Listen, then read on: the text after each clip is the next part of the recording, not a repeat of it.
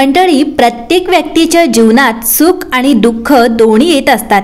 या जगात अशी कोणी व्यक्ती नाही जिला सुखाची इच्छा नाही वा सुखाची कामना नाही।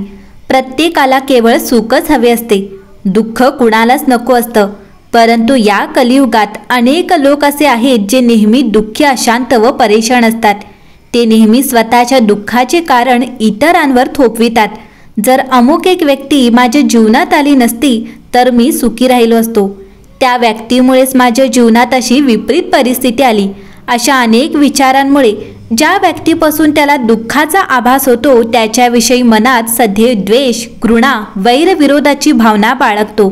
त्याचबरोबर अशा दुःखद परिस्थितींना विसरण्यासाठी मनुष्य दारू, विडी, सिगारेट, मादक पदार्थांचे सेवन यांच्या आहारी जाऊन आपले जीवन आणखीनच नरकमय बनवित असतो।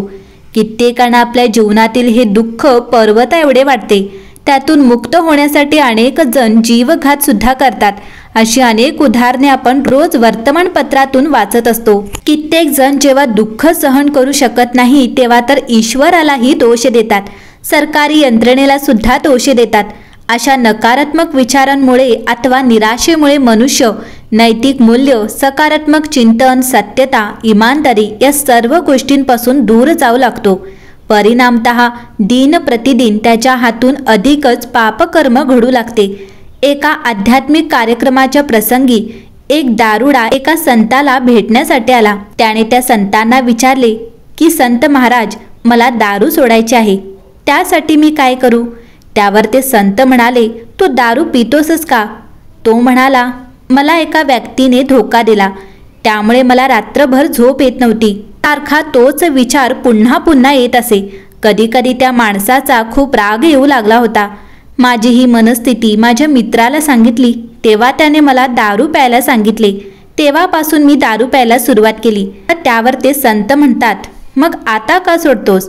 तेव्हा तो म्हणाला, संत महाराज, आता खूप त्रास होतो, माझी किडनी सुद्धा खराब होऊ लागली आहे। डॉक्टरांनी सुद्धा दारू सोडायला सांगितले आहे, पण माझ्याकडून मात्र सुटत नाही। आता मी काय करू? त्यानंतर ते संत महाराज पुन्हा प्रश्न विचारतात, जेव्हा तू दारू प्यायला सुरुवात केलीस तेव्हा तुला ती कशी वाटली? तेव्हा तो म्हणाला की मला खूपच कडवट लागली। त्यावर ते संत सांगतात की तुला जीवनात धोका देणारी गोष्ट सुद्धा कडवट होती व दारू सुद्धा कडवट होती। मग जर तू धोका देणारी गोष्ट मनातल्या मनात पिऊन टाकली असती तर तुला दारू पिण्याची गरजच वाटली नसती। परंतु वर्तमान समयी जीवनात येणाऱ्या कडवट गोष्टींना पिण्याची अर्थात सहन करण्याची शक्ती मनुष्यात नाही।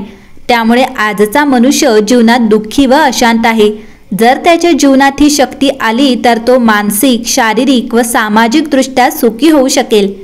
इतकेच नव्हे तर विपरीत परिस्थितीत सुद्धा पापकर्मापासून दूर राहू शकेल।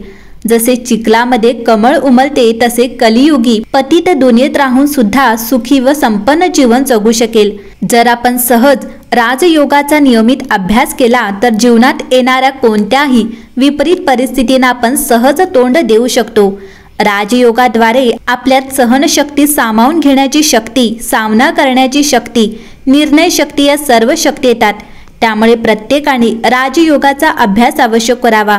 वास्तविक तसं पाहिलं तर आपल्या जीवनात घडणाऱ्या ज्या काही सकारात्मक किंवा नकारात्मक घटना आहेत त्या आपल्याच पूर्वजन्माच्या कर्माची फळं आहेत।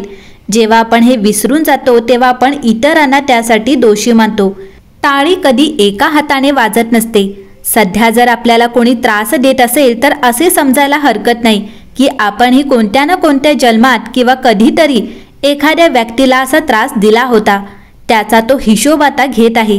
सदैव लक्षात ठेवा की आपले जे नातेवाईक आहेत, शेजारी आहेत, मित्रमंडळी आहेत, ऑफिसमधील सहकर्मचारी आहेत, अलौकिक परिवार आहे, त्यातील कोणी आपल्याला देण्यासाठी आले आहे तर कोणी घेण्यासाठी आले आहेत। देणे किंवा घेणे हेच जीवन आहे। आपण जर एखाद्याबरोबर चांगला व्यवहार केला असेल तर तो देखील आपले चांगलेच करणार आणि वाईट व्यवहार केला असेल तर तो देखील वाईटच व्यवहार करणार। कर्माच्या या गुह्य गतीला जो नीटपणे समजतो तोच सुखी होतो। याउलट जो कर्माच्या गुह्य गतीला विसरतो तो दुःखी होतो। तात्पर्य म्हणजे आपल्याच कर्माच्या पेरलेल्या बीजामुळे दुःख वा सुख मिळत असते। सदैव लक्षात ठेवा, आपल्या जीवनातील दुःखासाठी कोणी दुसरी व्यक्ती कारणीभूत नसून आपलीच चुकीची कर्मे आहेत। त्यामुळे या दुनियेत लोकांना किंवा विपरीत परिस्थितीला घाबरू नका, परंतु जर काही घाबरायचेच असेल तर चुकीच्या कर्माचे बीज टाकण्यासाठी घाबरा.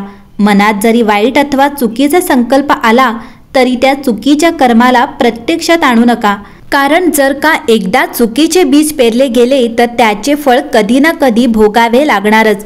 संसार एक कर्मक्षेत्र आहे.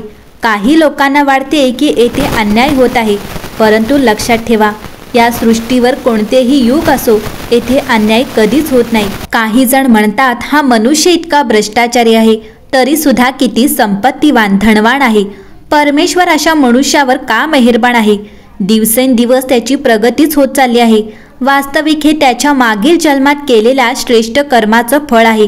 आज तो जे चुकीचे कार्य करीत आहे त्याचेही फळ त्याला लवकरच मिळेल.